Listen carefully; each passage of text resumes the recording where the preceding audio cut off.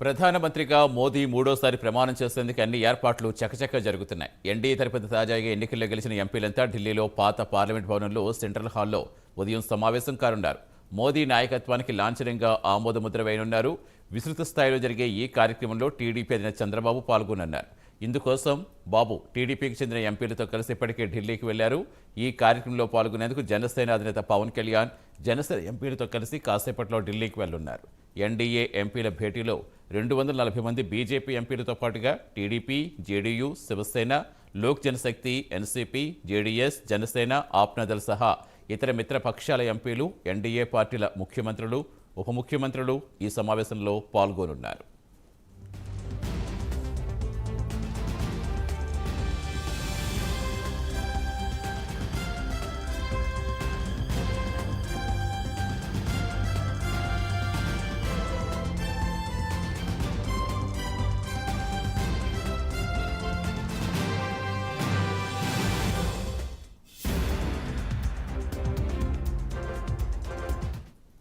ఈ సమావేశంలో మోదీ నాయకత్వాన్ని సమర్థిస్తూ వారంతా ఏకగ్రీవ తీర్మానం చేయనున్నారు. అనంతరం చంద్రబాబు, బీహార్ సీఎం నితీష్ కుమార్ సహా పలువురు అగ్రనేతలతో కలిసి మోదీ రాష్ట్రపతి ద్రౌపది ముర్ముతో సమావేశమవుతారు. ఎన్డీఏకు మద్దతిస్తున్న ఎంపీల జాబితా, మద్దతు లేఖలు రాష్ట్రపతికి అందించనున్నారు. తన నేతృత్వంలో ప్రభుత్వ ఏర్పాటుకు అవకాశం ఇవ్వాలని కోరే అవకాశం ఉంది.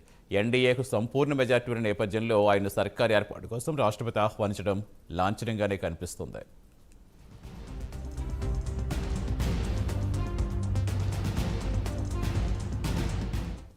కాగా రాజ్యాంగ నిబంధనల ప్రకారం లోక్సభ సంఖ్యాబలంలో 15% వరకు మంత్రివర్గంలో సభ్యులుండొచ్చు. అంటే ప్రస్తుతం 81 మందిని అమాత్యులుగా తీసుకోవచ్చు.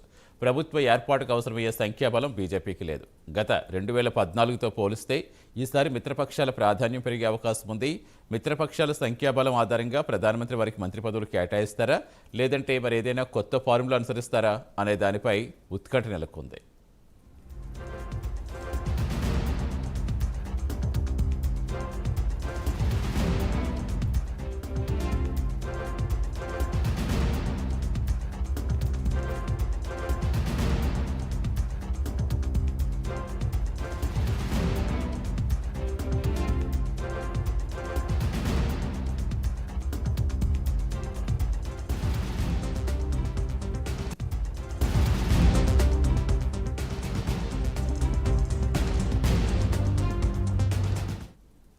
గత 2 పర్యాయాలు మిత్రపక్షాలకు పౌర విమానయానం, ఉక్కు, ఆహార శుద్ధి, భారీ పరిశ్రమల వంటి శాఖలే బీజేపీ కేటాయించింది. గతంలో సంకీర్ణ ప్రభుత్వాల సమయంలో వ్యవసాయం, గ్రామీణాభివృద్ధి, రైల్వే, టెలికాం, వాణిజ్యం, నౌకాయానం వంటి కీలక శాఖలు మిత్రపక్షాలకు ఇచ్చిన సందర్భాలు ఉన్నాయి.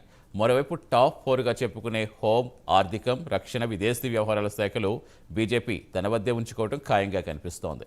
ప్రస్తుత మంత్రివర్గంలో 22 మంది సార్వత్రిక సమరంలో ఓడిపోయారు. ఎన్నికలకు ముందే 10 మంది మంత్రులు వివిధ రాష్ట్రాల్లో ఎమ్మెల్యేగా గెలిచారు. ఈ నేపథ్యంలో ఈసారి కేంద్ర మంత్రివర్గం కొత్త వారితో సరికొత్త రూపు సంతరించుకునే అవకాశం ఉంది.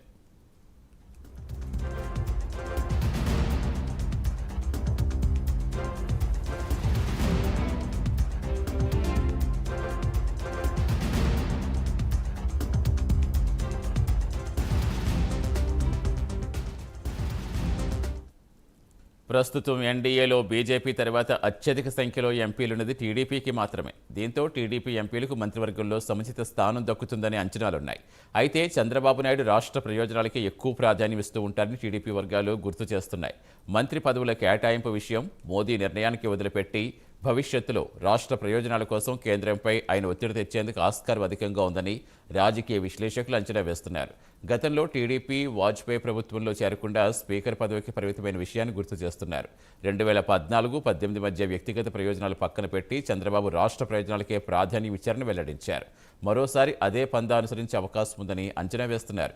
ఈసారైన అమరావతి, పోలవరం నిర్మాణంతో పాటుగా రాష్ట్రానికి మౌలిక వసతులు, కేంద్ర ప్రభుత్వ ప్రాజెక్టుల కోసం ఒత్తిడి చేసేందుకు వెనుకాడబరని వివరిస్తున్నారు. అందుకే మంత్రి పదవుల కోసం తన అమ్ముల పొదిలో అస్త్రాలు వృధా చేసుకోరని చెబుతున్నారు. టీడీపీకున్న సంఖ్యాబలం బట్టి 3 దాకా మంత్రి పదవులు రావచ్చని అంచనా వేస్తున్నారు.